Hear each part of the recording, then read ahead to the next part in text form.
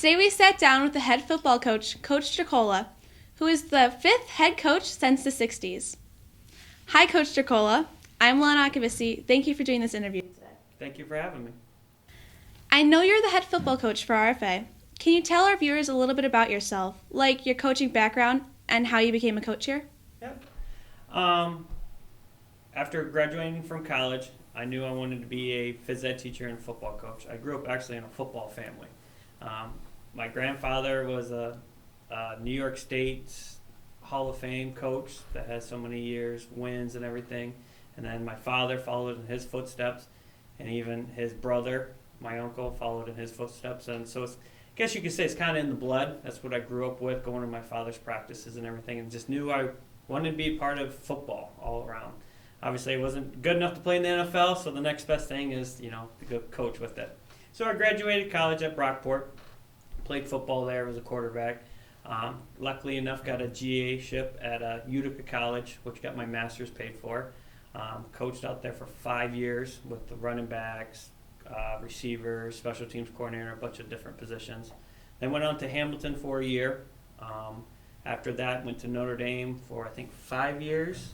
Was the head football coach there, and then luckily enough that this job opened, and I, saw the opportunity and I wanted to jump on it. Although you're not from Rome, you grew up in a town rich with football tradition like Rome. Did that help prepare you for the head coaching position? Yes, I would say so. I got 2 resources, my grandfather and father, that are always nice to call on and see if I have any advice of how they would dealt with it, or they loved coming to the games, and they're my first critics, along with my wife too. But it was nice growing up in a town that my grandfather, the field was named after him. And so then my father became the head coach and got to play for him. So at one point we actually had 3 years, generations on the field. Grandfather was in the booth, dad was on the sidelines, and I was being the quarterback. And my brother was my left tackle, protecting my blind side. So we had successful years at Clyde. It's a smaller school, not as obviously big as Rome, but the tradition is there. It's definitely that type of town that when a Friday night game came on, the whole town shut down. They were all there. They all knew your stats. They all knew everything. And I remember playing our rivals my junior year. We haven't lost to them in like 25 years. Well, they were loaded. They beat us pretty good. And just like you kind of see in the movies in Texas, we had for sale signs in our front yard and everything. And so you get that atmosphere of that small town pride community. They live through you guys, and there's old football players that are still there and everything. So, you see that in Rome a lot, and which is nice. Everyone, wants to see how football's doing. They always ask, how are we going to be and everything. And, my goal is definitely to get us back to where they were in the past of being that dominant football. And it's, it's a couple of stepping stones and everything, but I'd see us going in the right direction. How hard was it not to be able to play in the fall season? And what did you do to keep your team motivated during that time? It was very hard, because you kept hearing different things. One day you would hear we would play, next day you hear you weren't. So it was a lot of phone calls with other coaches and everything, hoping where they hearing. For the players, just trying to keep them positive and not get too down on themselves. We were lucky enough, the school allowed us to do some fall practices on the turf. I think we had 13 to 14 just voluntary workouts on the turf, working on some skills and drills. And the players really loved that because a lot of them would be their only time getting out of the house maybe and everything. And obviously we followed all the protocols and everything with it. Despite not being able to play sectionals this year, what are you hoping to accomplish with the season as a coach?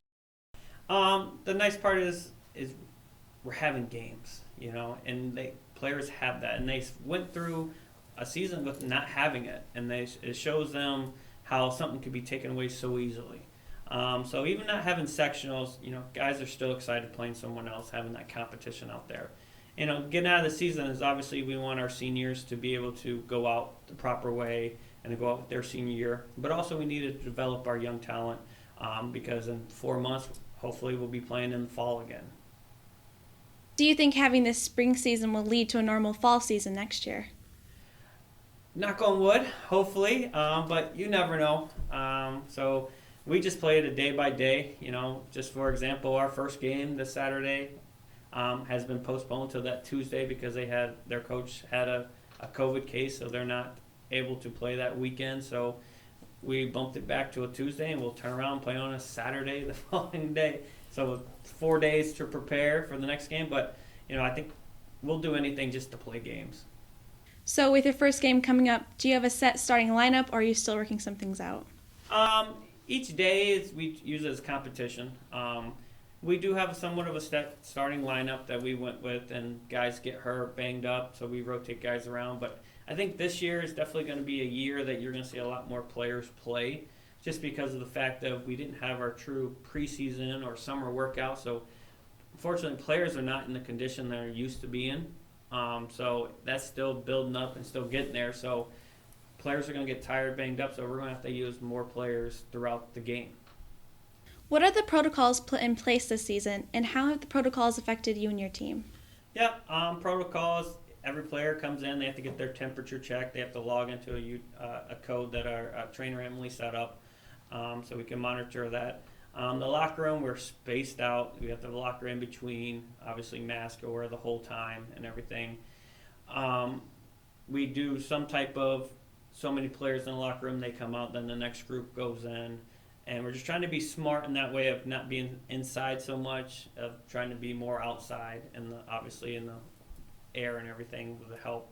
The maintenance crews does a great job going in and cleaning every night, and even, like I said, trainer Emily, not only with the UDR code, she's washing our jerseys and everything, practice being high risk every single day, and we're switching in and out, and she does a great job with that.